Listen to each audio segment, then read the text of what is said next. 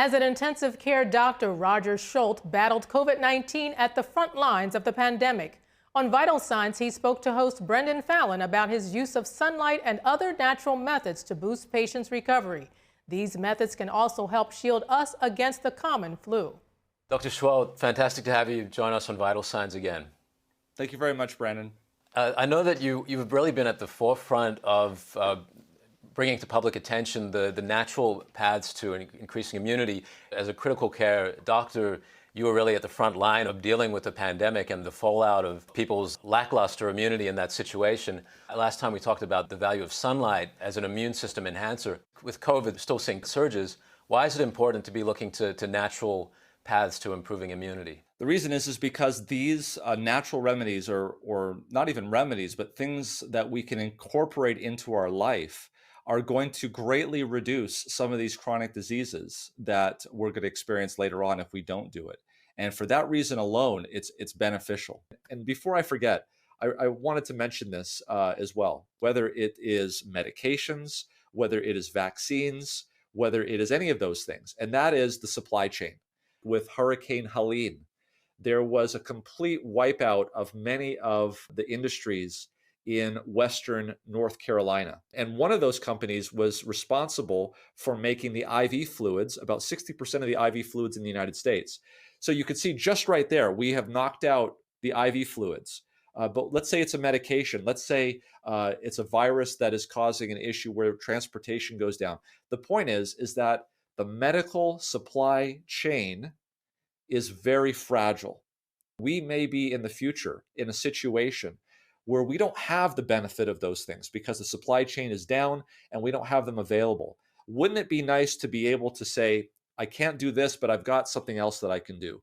It's almost like wilderness medicine. If I have a patient who has an infection and I don't have access to medication, steroids, or things that might have been beneficial to this patient, anything that requires a supply chain, I won't have with me in a worst case scenario. But I know, because I know about the human biology and I know about these tactics and the way that the body works, I can employ hydrotherapy and still hopefully get a benefit. When you speak about chronic diseases, what are the main ones that come to mind there? Yeah, so as we talked about in our last interview, we talked about some of the things that we see with mitochondrial dysfunction. And it's very surprising because it reads out as a list of the diseases that we see here in the United States and around the world. And that is, heart disease, diabetes, inflammation, obesity, dementia. All of these are rooted in mitochondrial dysfunction, and many of the lifestyle factors that we can employ that have to do with natural remedies or natural healing are counteract this. And it's not, these things are not like things that you'd have to go out and buy on Amazon for a huge amount of money. These are just everyday things, very inexpensive lifestyle choices that we can employ to improve our health. Speaking of these natural remedies like sunlight, I understand that we would imagine we go out into sunlight, and we talked about last time the near-infrared radiation benefit, that sunlight is also stimulating production of vitamin D. I've read that there's something beyond that actually if you're going out into nature, if you're out there among the trees and the leaves, that there's some added benefit to that environment. Could you speak a bit about that, Dr. Seheult? What is the evidence of that, and what is the mechanism involved? Yeah, it's like a package deal. So when you go outside, not only are you being exposed to infrared light, ultraviolet light, but you're also breathing fresh air. That's very important. When you're inside of a house, there are fumes that can build up, and we have a whole science based on this. Dr. Joseph Allen talks about sick buildings. And when you're outside, you're not going to be exposed to the gases and things that don't get ventilated very well in these old buildings. You're getting fresh air. So fresh air is one thing that's very important. Sunlight is another thing that's very important. When you're outside, you tend to do more. You tend to exercise. You tend to have the blood circulate, which is very, very important. The other thing that happens is if you're around a lot of trees, as you mentioned, there are chemicals that the trees actually give off. This has been well studied. We actually highlighted that on our MedCram channel a number of years ago during the pandemic at the height of it. Eucalyptus.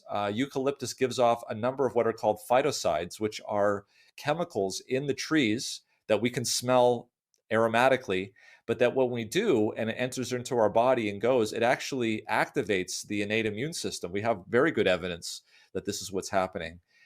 And not only that, but when we're around trees, the trees are highly reflective of that infrared light, which we've shown to be so beneficial in the mitochondria. So it's a package deal. And unfortunately, when we're trying to figure out if one thing particularly is what's causing the benefit, it almost works a little bit against us in a sense, because we can't tell when people go outside, is it the fresh air that's benefiting them?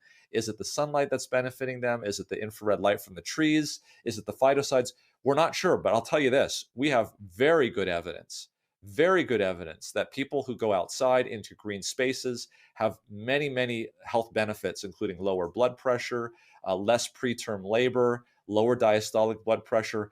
Urinary cortisol levels are lower. People are less stressed out.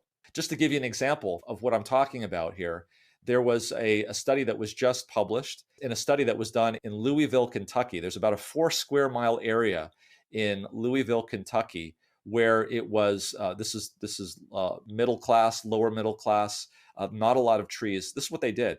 They measured all of their highly sensitive CRP levels. This is a blood test that is a surrogate for the risk of cardiovascular disease and stroke, okay?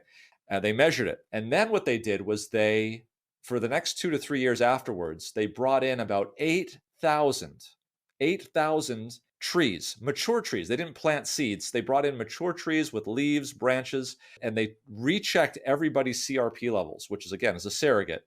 And there was about a 13% drop in CRP levels. All they did was plant trees. This is really amazing, because up to this point, people would talk about green spaces and they say, well, maybe it's because people who live in green spaces have a higher socioeconomic class. Well, maybe it's because they're getting outside and they're exercising more.